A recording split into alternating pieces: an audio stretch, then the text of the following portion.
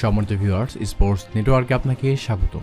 আশরাফুলদের মহা সুখবর দিল বিসিবি। জাতীয় দলের ক্রিকেটাররা নিজেদের ফিটনেস ধরে রাখার জন্য যে ট্রেইনার, ফিজিও এবং উন্নত ব্যবস্থা পান, সেরকম সুযোগ সুবিধার অর্ধেকটাও পান না জাতীয় দলের বাইরে থাকা শাহরিয়ার নাফিস, তুষার ইমরান, নাইম ইসলাম, মোহাম্মদ আশরাফুল কিংবা শামসুর রহমান শুভ, মোশাররফ হোসেন রুবেল, মার্শাল আইয়ুব, ইলিয়াস সানি সহ অন্যান্য ক্রিকেটাররা। তাই নিজ উদ্যোগে ফিটনেস ট্রেনিং করে নিজেদের ফিটনেস ধরে রাখতে হয়। জাতীয় দলের ক্রিকেটারদের সঙ্গে তাদের ফিটনেস লেভেলের পার্থক্য আকাশ পাতাল। তবে তাদের জন্য আশার বাণী শোনালো বিসিবি।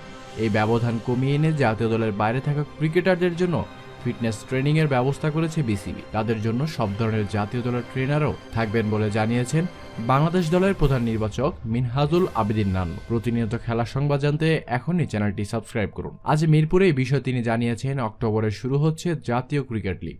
তার আগে সেপ্টেম্বরে ক্রিকেটারদের ফিটনেস নিয়ে কাজ শুরু হবে। তিনি বলেন, আমাদের প্রথম শ্রেণীর ক্রিকেটে অনেকগুলো পেড ক্রিকেটার আছে। প্রথম শ্রেণীর ক্রিকেটের ক্রাইটেরিয়া এবং ফিটনেস নিয়ে আমরা আলোচনা করেছি মিটিংয়ে, যেটি সেপ্টেম্বরের প্রথম সপ্তাহ থেকে আমরা শুরু করব। আমাদের জাতীয় দলের ক্রিকেটারদের সাথে তাদের ফিটনেস লেভেলটি একই রকম রাখা যায়। ফিটনেস ট্রেনার যারা আছে তারা কাজ করবে। অক্টোবরের প্রথম সপ্তাহ থেকে নন এনসিএল শুরু হবে। সেই হিসেবে 1 মাস আগে থেকে আমরা ফিটনেস ট্রেনিংটা শুরু করছি এবং আমার মনে হয় আমরা একটা স্ট্যান্ডার্ড ক্রাইটেরিয়া সেট করতে পারবো। ফিটনেস ট্রেনিং এর মাধ্যমে জাতীয় দলের বাইরে থাকা ক্রিকেটারদের বড় পরিবর্তন আসবে বলে জানিয়েছেন প্রধান নির্বাচক। এদিকে টেস্ট উন্নতির জন্য ঘরোয়া ক্রিকেটের মান বাড়ানোর কথা দীর্ঘদিন ধরেই বলে আসছিল নির্বাচকরা।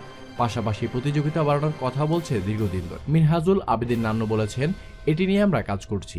টুর্নামেন্ট শুরুর 2 থেকে 3 সপ্তাহ আগে আমাদের একটি মিটিং রয়েছে। এরপরে স্ট্যান্ডার্ড নিয়ে কাজ করব।